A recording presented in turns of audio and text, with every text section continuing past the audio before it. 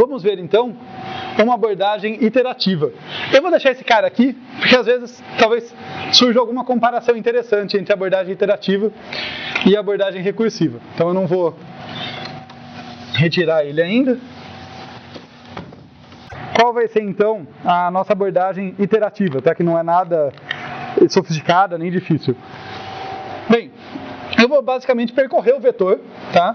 No meu caso aqui da esquerda para a direita, dos índices menores para os maiores, guardar numa variável auxiliar o maior valor que eu encontrei até aquele momento, e em cada nova comparação, se eu achar alguém maior do que o que eu tenho em mãos, eu atualizo. Bem básico, né?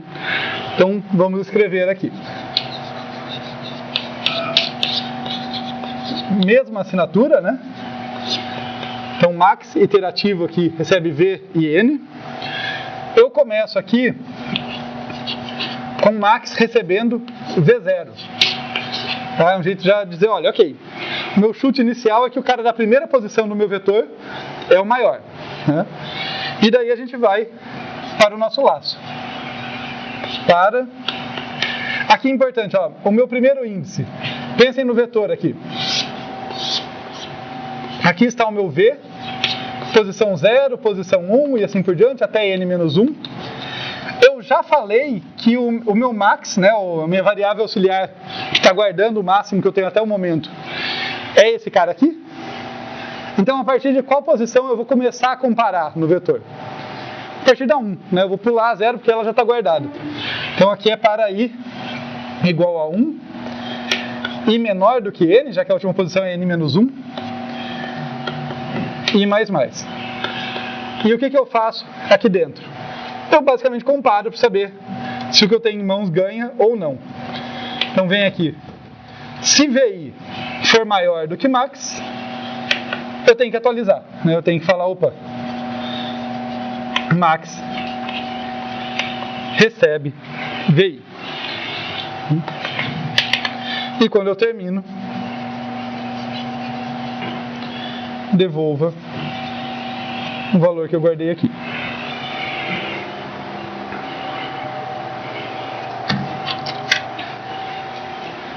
Algoritmo iterativo, a eficiência costuma ser muito mais fácil de analisar do que a corretude. Né? Para provar a corretude tem invariante e tudo mais.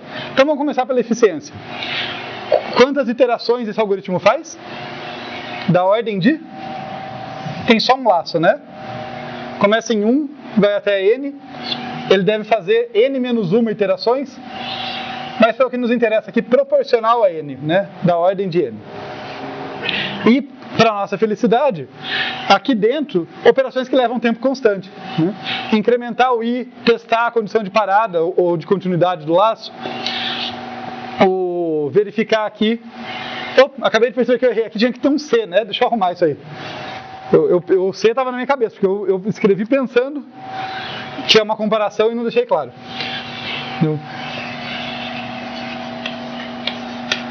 Se VI for maior do que max. Agora sim.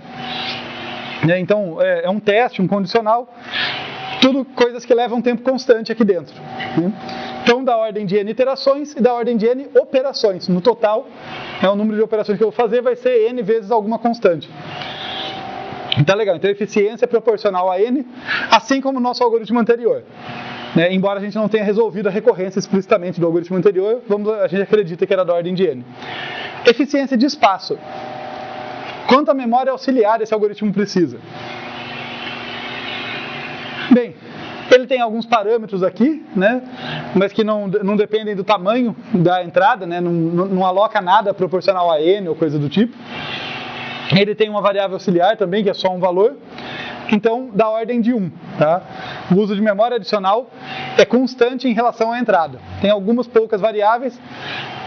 Aproveitando também, né? Essa é uma parte que normalmente eu passo rápido, então deixa eu destacar o que eu quero dizer com ser constante em relação à entrada. Vou fazer isso por comparação com quando não é. 2 casos em que a memória que eu vou gastar não é constante em relação à entrada. 1. Se o número de variáveis que eu aloco for proporcional à entrada. Imagina, se eu tivesse que alocar da ordem de n variáveis auxiliares, um montão de variáveis auxiliares, por algum motivo, sei lá. Não seria proporcional, não seria constante em relação à entrada, porque seria proporcional a n, né? Porque daí seria o caso em que quando o n cresce, também cresce a memória que eu uso. Ok? Outro caso eu tenha poucas variáveis, mas o tamanho delas cresce. Então, sei lá, eu preciso de um vetor auxiliar. O máximo não é um caso desse, mas tem problemas em que eu preciso de um vetor auxiliar para fazer cópias e coisas assim. Então, se eu recebo um vetor de tamanho n, eu vou ter um vetor auxiliar lá de tamanho n também. Então, eu tenho poucas variáveis, mas elas são grandonas. Elas crescem junto com a entrada. Tá? Então, também não seria constante em relação à entrada. Tá claro? Então, o vetor n cresce. O vetor n cresce, mas ele não é uma variável minha. Eu já recebi ele alocado. Essa é uma boa pergunta porque o pessoal confunde mesmo. Tipo, o vetor de tamanho n, ele cresce. Mas pensa, se eu tiver essa funçãozinha e eu tiver um n de tamanho 1000, o tamanho do meu max muda? O tamanho do próprio n muda? Não o valor dele, o tamanho, o número de bits dele. É uma variável ali, né, um inteiro, 32 bits e tal. O apontador para o v, porque note que eu não faço uma cópia do vetor, né? Eu pego um apontador para onde ele começa. O apontador muda? É só o endereço que ele começa. Se ele tem 1000 posições ou 1 milhão de posições depois daquela posição inicial, problema dele. Então, esse cara, o próprio i aqui, todos eles são variáveis de tamanho constante. São ali inteiros de tamanho de 32 bits, ou pode ser um pouco maior, um pouco menor, mas eles não variam. Se eu receber um vetor, agora não de tamanho 1000, mas de tamanho 1 bilhão, esses caras não mudam. Faz sentido? Até aproveitar e fazer um disclaimer para vocês. Essa é uma simplificação conveniente que a gente faz, porque quando a gente faz nossos códigos, na prática ali, de fato essas variáveis têm tamanho constante, né? Então, realmente dá para simplificar como eles não mudando. A realidade é que se eu começar a crescer loucamente o tamanho do meu vetor, vocês poderiam argumentar, e vocês estariam certos se vocês pegassem no meu pé por isso, que um índice i, que tem que ir de 1 até n. Pô, se o n ficar muito maior, o número de bits do i também vai crescer. Porque eu vou precisar de mais bits para representar um tamanho maior ali. Só que cresce de modo logarítmico. Então, se eu fosse ser muito pedante, eu talvez devesse dizer que tudo cresce no fundo, mas cresce de modo muito mais lento. Mas, na prática, eu acho que comentei com vocês, em algum outro contexto, alguma outra coisa que a gente estava calculando, tipo, quando eu vou calcular fatorial, vou calcular número de Fibonacci, vou calcular a própria binomial, que são números que crescem muito rapidamente, isso entra no jogo. Porque o número que eu quero representar cresce tanto que eu tenho que alocar ele, se eu não quiser ter erro de representação, em uma variável que cresce o tamanho. Para outras coisas, na prática, a gente não sente esse crescimento. Então, a gente pode simplificar nessa análise. Se uma variável é um inteiro, né, que aqui é pseudocódigo, mas em C, isso aqui seria um inteiro de 32 bits. Acabou. Ele ocupa quanto? 32 bits. E eu teria que me esforçar muito para essa entrada ser um problema. Tipo, eu estouraria a capacidade de memória do computador com o tamanho do meu vetor antes de eu não conseguir navegar pelo vetor. Então, isso não seria um problema na prática. Mas, voltando só ao cerne da sua questão, que isso é importante, não é problema da minha função se alguém alocou um vetor gigante, eu só estou operando sobre ele. Então, por isso que a pergunta é memória adicional. De fato, não dá para eu encontrar o máximo de um vetor de tamanho 1 bilhão se eu não tiver memória para o vetor de um tamanho 1 bilhão. Mas não sou eu que estou gastando mais memória, isso é muito importante deixar claro. Porque notem que é diferente, né? Uma coisa é, eu consigo alocar um vetor de tamanho 1 bilhão na memória do meu computador. E vou chamar o algoritmo do máximo, mas tipo, imagina que eu estou no limite, meu computador quase não tem mais memória. Daí eu vou chamar a funçãozinha para encontrar o máximo desse vetorzão. Essa função vai rodar? O que vocês acham? O meu algoritmo carregou, tá? O meu computador carregou, eu aloquei esse vetor de tamanho 1 bilhão, mas 1 bilhão é 1 giga, né? Então ali eu estou no limite da minha memória, está quase sem memória no computador. Se eu chamar esse cara, ele roda? Podem chutar. Com Perdão? quase a memória do computador tá. Mas note que ele não vai precisar de memória mais significativa. 1 kbyte para ele consegue alocar o max, o n, ali, o tamanho, acabou, ele não precisa. Agora, se eu fosse chamar uma função que precisa de um vetor auxiliar de tamanho proporcional a v, sei lá, eu vou pegar o cara aqui e vou inverter o v, né? Só que eu vou inverter, fico pegando, o v está alocado ali, eu vou alocar um aux aqui e vou começar a copiar o cara de lá para cá, numa ordem específica, por exemplo. Aí não rodaria, porque eu precisaria de mais 1 bilhão de posições de memória disponíveis para esse auxiliar. Tá? Então a diferença é importante, essa questão da memória adicional, porque no fundo o que você está perguntando é quanto de recurso eu preciso para essa função rodar. É claro que se eu recebo na entrada um vetor gigante, em algum lugar ele foi alocado, mas isso não é problema da minha função. O que eu estou querendo saber é, essa função consegue rodar com quantos recursos a mais? Tá claro?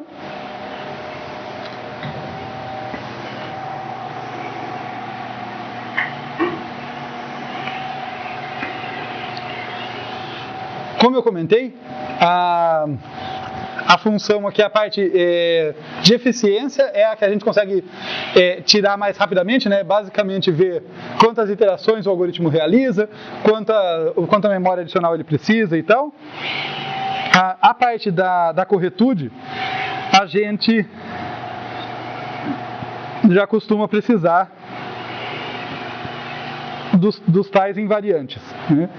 Então, deixa eu passar rapidamente aqui com vocês, mas por aquele exercício, tá? Qual que seria aqui um bom chute para um invariante dessa nossa funçãozinha iterativa? Eu quero que vocês façam esse exercício, não porque eu vou ficar cobrando prova de corretude de vocês, mas é importante vocês exercitarem e se perguntar qual é o invariante desse algoritmo, porque isso basicamente significa eu entendo ou não o que esse algoritmo faz. Tá? Não é uma questão de fé, tipo assim, o nome dele é Max, deve fazer, né? Não. Se você consegue identificar o invariante, você consegue entender, olha, o que esse algoritmo faz, como que ele constrói, como que ele chega lá. Tá? Então, no caso desse algoritmo aqui, que ele começa recebendo Max igual a V0 e tem esse laço que a gente viu. O que ele faz? O que ele garante a cada iteração?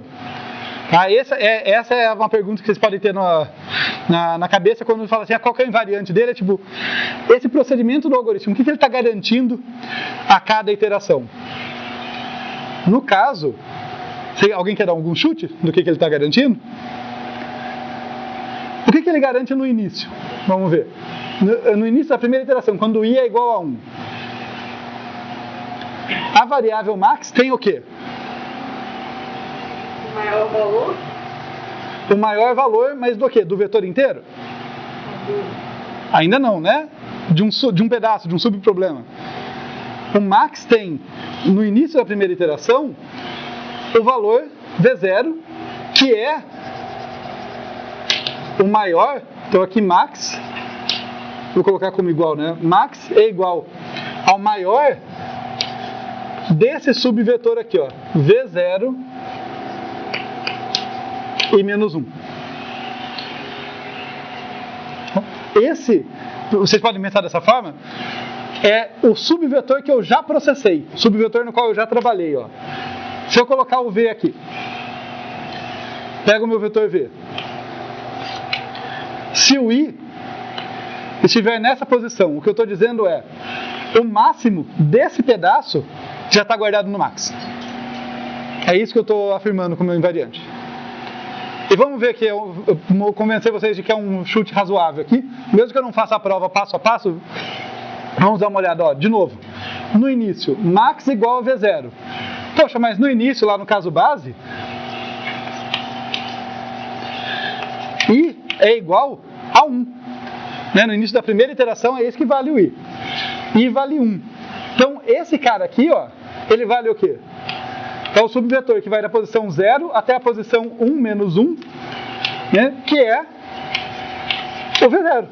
Concorda? É um subvetor que tem um único elemento. Né? E o max, de fato, começa igual a ele. Então, no início, está correto. O max está guardando o valor do maior elemento do subvetor que vai de 0 até i menos 1, que no caso vai de 0 até 0. E daí a gente pode verificar que ele mantém esse invariante de uma iteração para outra. Porque no início de uma certa iteração, suponho que isso aqui é verdade no início de uma certa iteração. Isso que é a ideia da hipótese de indução, né? Então vou supor que, olha, até o início de uma iteração, isso aqui é verdade. O max tem o maior disso aqui. Daí tem duas possibilidades. Ou esse cara aqui é maior do que o maior desse, ou não é. Se ele for, eu vou substituir. Se ele não for, eu vou manter o max. De qualquer forma, por conta desse comportamento do algoritmo, no final da iteração, partindo disso, né, no início da iteração, isso que era verdade. No final, vamos colocar assim, ó, no final... aliás, no final eu me refiro quando é no fim do algoritmo. Então, para não causar confusão, vamos colocar depois. Depois da iésima iteração, max é o maior de V0 e, concordam? Porque ele tinha, por hipótese de indução, maior de V0 e menos 1. E aquilo que eu falei, né? Se por acaso o cara da iésima posição fosse maior, eu substituo. Se não for, eu mantenho quem eu estava. De qualquer forma, depois da iésima iteração, o max é o maior de V0 e. Mas o i é atualizado, né? Então, no início da próxima iteração, i' vale quanto aqui? I mais 1. Juntando esses dois resultados, o max, no início da próxima iteração, é o maior de V0 e linha menos 1. Quer dizer, invariante restaurado. Lembrando que eu só uso o i', né, para saber o que é o i antes de atualizar e o i depois de atualizar. Tudo bem? Então notem que o nosso algoritmo ele começa garantindo que em max está guardado o maior elemento desse subvetor aqui. É um subvetor ridiculamente pequeno porque o i é pequenininho, tudo bem. E de uma iteração para outra ele garante que, olha, o que eu tenho em mãos é sempre o maior elemento do prefixo do vetor. É do prefixo porque eu vou do começo para o fim. Eu posso fazer um algoritmo semelhante que vai do fim para o começo, né? Tudo bem? E daí, com isso, eu chego à conclusão no final que o meu algoritmo está devolvendo a coisa correta. Por quê? Porque eu sei quando ele acaba. Ele acaba quando o i for igual a n. Enquanto o i for menor do que n, ele continua. Vai crescendo de 1 em 1. Quando o i é igual a n, aí sim, a gente chega aqui e pode pôr, ó. No final, i igual a n implica o quê? Joga no lugar do i naquela expressão o valor n. Max é o maior de V0 até i menos 1, mas i é igual a n até n menos 1. Então, no final, max tem em mãos o maior elemento do vetor. Certo? De novo, aquilo que eu comentei no início da aula. Não é o caso mais surpreendente de um invariante. Tem algoritmos que você olha para ele e fala, você não faz ideia do que ele faz. E daí quando você identifica o invariante, você fala, nossa, eu não acredito que ele estava fazendo tal coisa. Tá? A gente vai chegar em alguns desses. Mas é um bom exercício, apesar do max ser um problema bem simples e básico, é um bom exercício para ir treinando essa ideia de assim, o que esse algoritmo mantém verdadeiro de iteração para iteração. Veja que ele não chega. O que eu quero que vocês tenham a noção é, um algoritmo iterativo não chega na solução de uma hora para outra, senão ele só precisava de uma iteração. O que ele faz é que ele mantém a solução, na maior parte das vezes, para um subprobleminha. Ele mantém algum pedacinho lá verdadeiro. No caso do max, ele já guarda o máximo para o prefixo, e ele vai crescendo o prefixo aos poucos. Tá?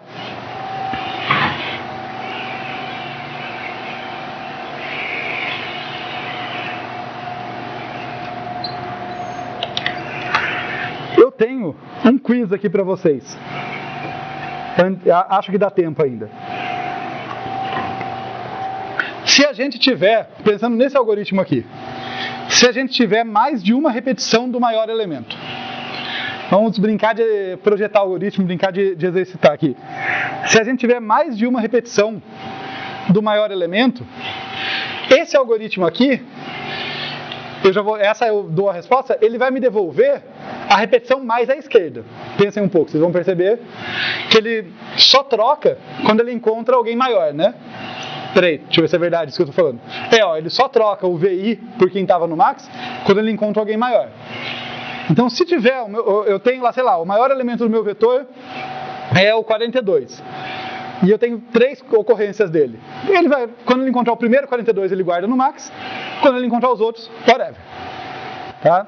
Então, tá clara a questão colocada aí? Olha, se eu tenho um vetor com vários elementos que são o máximo, tem um empate ali no máximo, ele vai pegar o mais à esquerda. Nesse caso não faz diferença porque eu estou devolvendo o valor, mas imagina que eu pedisse para devolver a posição. Ele ia me devolver o cara mais à esquerda. E maior ou igual para devolver o último? Perfeito, então já temos uma das respostas. O meu quiz era como que eu mudo esse algoritmo para devolver o mais à direita. Se eu colocar o maior ou igual, eu troco sempre que dá igualdade, então eu acabo devolvendo o mais à direita. A pergunta, ela era composta porque ela era assim, eu conheço, talvez vocês me surpreendam, mas eu conheço pelo menos 2 maneiras elegantes de fazer ele me devolver o cara mais à direita. Uma é essa. É menor, é mais ou menos o sinônimo de maior ou igual, só que ao invés de você escrever maior ou igual, você escreve se VI é menor do que o máximo. Mas se não, mas... Máximo é menor do que VI. Não, mas calma, se eu escrever máximo menor do que VI, vai continuar sendo o mesmo algoritmo. Aqui, se eu tiver se o teste aqui for, se o máximo for menor do que VI, tipo, não tem nada de especial nisso aqui. Se eu inverter isso aqui tudo, né, inclusive o sinal, continua sendo o mesmo algoritmo. Porque aí ele não seria equivalente a escrever maior ou igual? VI maior ou igual ao máximo? Não, eu acho que o que você está pensando talvez seja o complementar, mas é você encontrar o mínimo do vetor, não o máximo. Não tenho certeza, tenho que pensar, não ficou claro para mim exatamente a mudança. É o que determina, começa no E, vai até o... Perfeito. Eu não preciso percorrer o laço do começo para o fim do vetor. Eu posso percorrer do fim para o começo. Eu posso percorrer para i igual a n menos 1, enquanto i maior do que 0, i menos menos. E daí eu não coloco igualdade aqui, né? Porque daí o primeiro cara que o primeiro maior elemento que eu vou encontrar vai ser o mais à direita e eu nunca vou trocar. Então os dois jeitos funcionam. Eu não tenho certeza, depois você pode tentar me explicar melhor o que você estava pensando, que não tenho certeza se funcionaria. Eu não entendi claramente a mudança que você estava sugerindo, certo? É equivalente, na verdade. É a mesma coisa que eu sugeri. Mas assim, eu não tenho como provar, eu não sei provar que não existem outras maneiras, mas essas duas eu acho bem elegantes, sabe, de quando você vai trocar o elemento, percebam, é sutil, está sempre devolvendo o máximo, mas pequenas mudanças no algoritmo que mudam alguma coisa ali, que para algum caso particular, alguma aplicação pode ser relevante, né? Não só pegar o maior, mas pegar o maior que foi o que ocorreu mais cedo ou mais tarde. Em particular, essa brincadeira, essa dúvida que eu joguei para vocês agora, ela vai ajudar quando a gente for falar de algoritmos de ordenação. Existe um conceito chamado estabilidade e ela vai se relacionar com isso, tá? Porque quando eu tenho empates, nem sempre eu quero inverter ordens e coisas assim. Então, às vezes, eu quero necessariamente o cara mais à esquerda ou mais à direita, ou coisa assim, tá? Mas é um bom exercício. Eu acho que é legal. Eu proponho, quando eu consigo lembrar alguns quizzes assim para vocês, é legal se vocês propuserem para vocês também, sabe? Olha para um algoritmo e fala assim, se eu mudar tal coisa, se o laço for do fim para o começo, o algoritmo quebra? Às vezes quebra, às vezes não, e você sempre aprende alguma coisa sobre o algoritmo. Tá? Então isso é legal, assim, se eu trocar um menor por menor igual, tudo bem ou não? Pequenas mudanças que nem sempre são óbvias o resultado, e pode ser legal ali o raciocínio que você vai desenvolver. Tá legal, tem mais uma coisa sobre o máximo aqui ainda, e essa eu acho particularmente interessante. Eu espero conseguir tirar 2 ideias a partir desse exemplo que eu vou passar para vocês. Então deixa eu fazer mais um pseudocódigo aqui. Eu não vou apagar esse cara, que ele, né, é bom para a gente comparar. Então a gente tem ali um primeiro código.